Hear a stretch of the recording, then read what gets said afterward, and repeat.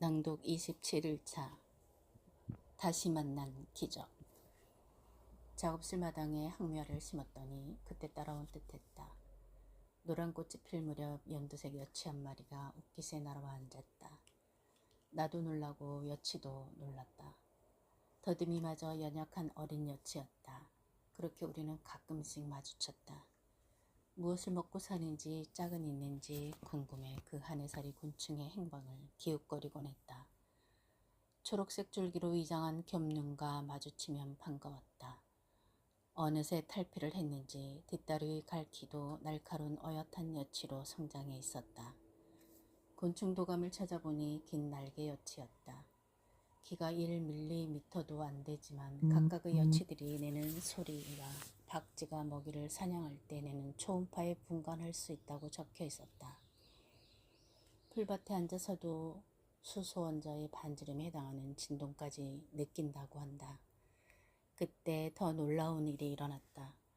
마당 의자에 앉아 도감을 읽고 있는데 여치가 날아와 손등에 앉은 것이다. 칼융이 말한 동시성이었다. 융이 어느 날 진료실에서 정신장애 환자와 고대 이집트인들이 신성시한 투구풍뎅이에 관한 이야기를 나누고 있었다. 그 환자가 꿈에서 누군가로부터 투구풍뎅이 모양의 보석을 선물 받은 것이다. 환자가 꿈 이야기를 하고 있을 때 무엇인가가 등 뒤 창문을 두드렸고 소리 나는 곳을 돌아보니 황금색 곤충이 유리창에 몸을 부딪히고 있었다. 융이 창문을 열어주자 풍뎅이 한 마리가 안으로 날아 들어왔다. 잡아서 살펴보니 한자가 말한 투구풍뎅이와 비슷하게 생긴 그 지방의 토종풍뎅이였다. 융은 이 우연한 사건을 동시성이라 명명하고 연구를 계속해 이런 동시성 사건들이 단순한 우연이 아니라 현실 너머의 또 다른 현실에서 서로 연결되어 일어나는 현상이라고 결론 내렸다. 이 여치는 내가 모르는 다른 현실의 질서와 연결되는 법을 아는 걸까? 나는 어떻게 말을 걸어야 할지 몰라 손등의 여치를 바라보았다. 여치는 조금씩 기어 올라와 옷소매에서 멈췄다. 그러고는 두 개의 더듬이를 이리저리 움직이며 이렇게 말하는 신용을 했다. 나는 그 책 속에 있지 않아요. 나는 여기에 있어요. 나를 알려면 당신과 내가 몸을 바꿔야만 해요. 당신이 내가 되어야만 해요. 날개를 그리는 것과 실제로 하늘을 나는 것은 다르잖아요. 그 순간 여치와 나 사이에 무엇인가가 오갔다. 나는 손가락과 끝으로 부드럽게 여치의 날개를 어루만졌다. 그리고 여치의 충고에 따라 여치의 몸속으로 미끄러져 들어갔다. 여치의 긴 뒷다리와 연초록 날개가 내 것이 되었다. 잠깐이지만 여치의 눈으로 둥근 세상을 보았다. 그러고 나서 여치는 휙 하고 날아갔다.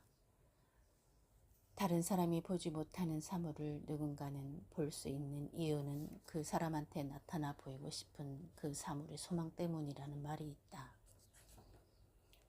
내가 좀 더 크고 복잡한 골격과 신경망을 소유하고 있을 뿐 자신과 나의 존재가 많이 다르지 않음을 알려주기 위해 여치는 날아왔는지도 모른다. 어떤 날은 여치가 방충망에 앉아서 집안의 나를 들여다보았다.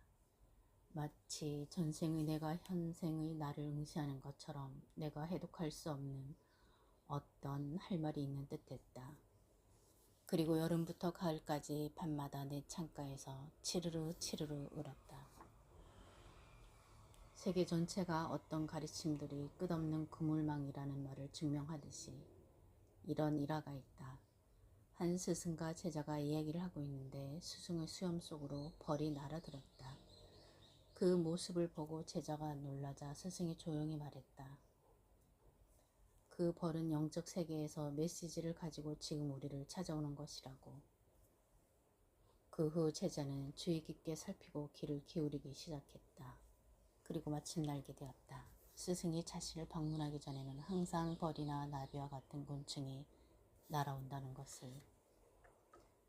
어느 날인가 마당에 서리가 내리기 전이었는데 낙엽 위에 여치가 앉아 있었다. 더듬이에 힘이 없고 앞다리 두 쌍이 오므라져 있었다. 손바닥에 올려놓아도 미동조차 하지 않았다. 도시 한복판에서 만나 정을 나누는데 너무 일찍 작별한 것이다. 황매화 및 부패와 분해가 일어나고 있는 낙엽 위에 내려놓자 여치가 나지막이 속삭인다. 나는 죽은 게 아니에요. 지금 나는 죽은 채 하는 거예요. 봄이 되면 다시 올 거예요. 여치가 오를지도 모른다. 살아있는 모든 것은 때가 되면 죽은 채 하는 것인지도.